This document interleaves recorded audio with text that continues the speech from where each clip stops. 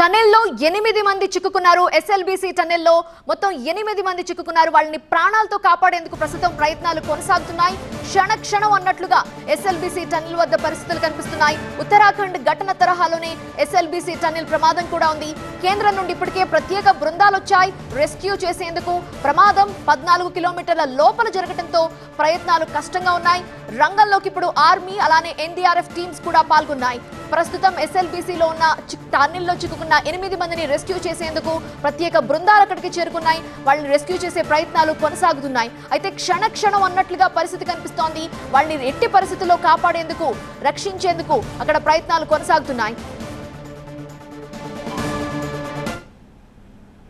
ఇప్పుడు వాళ్ళది కొద్దిగా మొదలైన ఆ మట్టి నీళ్లు లోపల రావడం, పెద్ద ఎత్తున లోపల రావడం మొదలుపెట్టింది.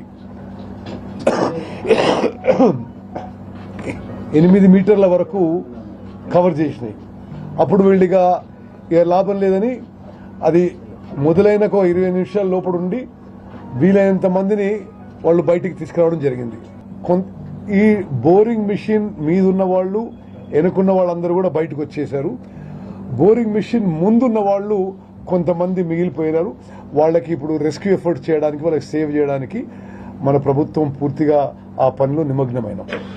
మన ప్రభుత్వము ఆ 8 మంది ప్రాణాలు రక్షించడానికి సర్వశక్తులు వడ్డిస్తున్నాము. సరే 14 కిలోమీటర్ల లోపల కాబట్టి there will be some challenges. We're getting the best tunnel experts in the country to oversee the rescue efforts.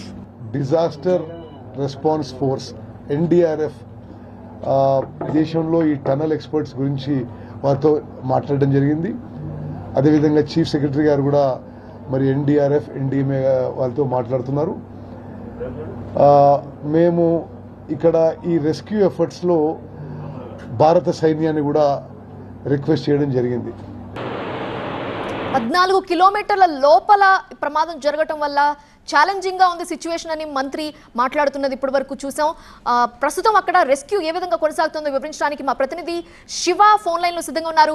Shiva, ఎలాంటి సిచ్యువేషన్ కనిపిస్తోంది, ఎలాంటి మెకానిజమ్స్ వాడుతున్నారు త్వరగా వాళ్ళని రెస్క్యూ చేయడానికి, డీటెయిల్స్ చెప్పండి.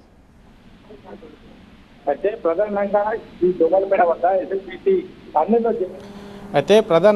ఈ దోమలపేట వద్ద ఎస్ఎల్బీసీ టన్నెల్లో జరిగినటువంటి ప్రమాదానికి సంబంధించి అందులో ఉన్నటువంటి చిక్కుకుపోయిన 8 మందిని రక్షించేందుకు అన్ని రకాలుగా ప్రభుత్వం అయితే ప్రయత్నాలు చేస్తుంది. ఇందులో భాగంగానే ఇప్పటికే ఎన్డీఆర్ఎఫ్ కావచ్చు, ఎస్డీఆర్ఎఫ్, అగ్నిమాపక సిబ్బంది, ఇలా దాదాపుగా అన్ని రకాల రెస్క్యూ టీమ్స్ అన్ని కూడా ఇప్పటికే ఈ ఘటనా స్థలికి అయితే చేరుకున్నాయి. అయితే కొద్దిసేపటి క్రితమే ఎన్డీఆర్ఎఫ్ బృందం చేరుకోవడంతో మొత్తానికి అసలు ప్రమాదానికి సంబంధించినటువంటి వివరాలు పూర్తిగా అధికారుల నుంచి తీసుకుంటున్నారు. తీసుకున్న తర్వాత రెస్క్యూ అనేది ఏ విధంగా కొనసాగించాలనే అంశాన్ని అయితే ఒక తుది ప్రణాళికను సిద్ధం చేసేటువంటి అవకాశం అయితే ఉంది. ఇక మరోవైపు ఎస్డీఆర్ఎఫ్ కావచ్చు, సింగరేణి నుంచి వచ్చినటువంటి ప్రత్యేక బృందాలు లోపల జరిగినటువంటి ఘటనకు సంబంధించి ఇంతకు ముందే, అంటే ఇవాళ ఉదయం ఘటన జరిగిన తర్వాత లోపలికి వెళ్ళినటువంటి జేపీ అసోసియేట్స్ ఏదైతే ఈ కంపెనీకి సంబంధించినటువంటి రెస్క్యూ టీము లోపలికి వెళ్ళి కొద్దిమేర అంచనా వేసి వచ్చింది. వారి నుంచి కూడా డీటెయిల్స్ తీసుకుంటున్నారు. పూర్తిగా ఏ రకంగా అంటే దాదాపుగా 14 కిలోమీటర్ల లోపల ఈ ప్రమాదం జరిగిన నేపథ్యంలో అంత దూరం లోపలికి ఎలా వెళ్ళాలి,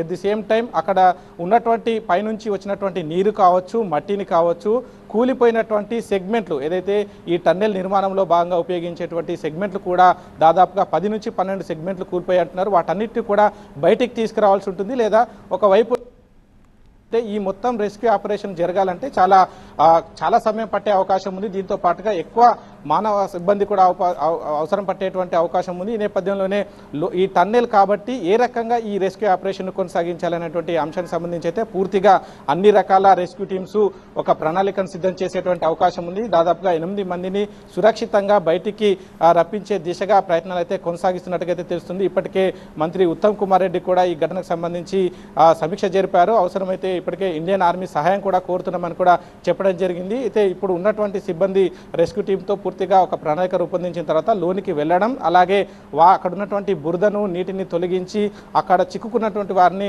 సురక్షితంగా బయటికి తీసుకురావడం అనేది చాలా పెద్ద టాస్క్ అనే చెప్పుకోవచ్చు. దీనికి కొద్ది గంటల సమయం, అంటే దాదాపుగా 2 నుంచి 3 రోజులు సమయం పట్టే అవకాశం ఉందంటూ కూడా ఇక్కడ ఉన్నటువంటి రెస్క్యూ సిబ్బంది అయితే అంచనా వేస్తున్నారు. అందుకు సంబంధించి లోపల ఉన్న వాళ్ళు బతికి ఉండడానికి అంటే వారికి శ్వాస అందించేందుకోవచ్చు ఆక్సిజన్ సంబంధించినటువంటి ప్రత్యామ్నాయ ఏర్పాట్లు కూడా చేసినటువంటి సందర్భం అయితే కనిపిస్తోంది. ఈ రాత్రి గడిస్తే తప్ప ఇక్కడ లోపలికి వెళ్ళొచ్చినటువంటి వారిని వారి నుంచి వివరాలు తీసుకున్న తర్వాత ఏ విధంగా వారిని రెస్క్యూ చేయాలి అనే అంశానికి సంబంధించి ఒక తుది ఈ ఆపరేషన్ ప్రణాళికలు రూపొందించే అవకాశం ఉంది. ఇప్పుడైతే ప్రస్తుతానికి ఎలాంటి రెస్క్యూ ఆపరేషన్ అయితే కొనసాగడం లేదు, కానీ దానికి ప్రణాళికలు అయితే రూపొందించేటువంటి కార్యక్రమాలు అయితే కొనసాగుతున్నాయి. ఇప్పటికే నాగర్ కర్నూలు జిల్లాకు సంబంధించి కావచ్చు, నల్గొండ జిల్లాకు సంబంధించినటువంటి అధికార యంత్రాంగం అంతా ఇక్కడే ఉన్నారు. వారంతా ఇక్కడే ఉండి నిరంతరం మానిటరింగ్ చేస్తున్నారు. ఇలా అర్ధరాత్రి వరకు ఏదో ఒక రెస్క్యూ ఆపరేషన్ సంబంధించి కొలికి వచ్చే అవకాశం అయితే స్పష్టంగా కనిపిస్తూ ఉంది. రైట్ శివకుమార్. సో ప్రస్తుతం అక్కడ ప్రత్యేక బృందాలు అక్కడికి చేరుకున్నాయి. ఒక ప్లాన్డ్గా ఆర్గనైజ్డ్గా వాళ్ళని బయటికి తీసుకొచ్చేందుకు ప్రత్యేక బృందాలు సహాయక చర్యల్లో పాల్గొంటున్నాయి. శ్రీశైలం ఎడమగట్టు కాలువ సొరంగం పనుల్లో అపశృతి జరిగింది. టన్నెల్ పైభాగం ఒక్కసారిగా కుంగిపోయింది. నాగర్ కర్నూలు జిల్లా దోమలపెంట సమీపంలో ఎడమవైపు ఉన్న సొరంగం 14 కిలోమీటర్ల దగ్గర ఈ ప్రమాదం చోటు చేసుకుంది. 42 మంది కార్మికుల్ని సురక్షితంగా బయటికి తీసుకొచ్చారు. 13 మందికి గాయాలయ్యాయి. మరో 8 మంది ఇప్పుడు లోపల చిక్కుకున్నారు. వాళ్ళని రెస్క్యూ చేసేందుకు అధికారులు ప్రయత్నిస్తున్నారు.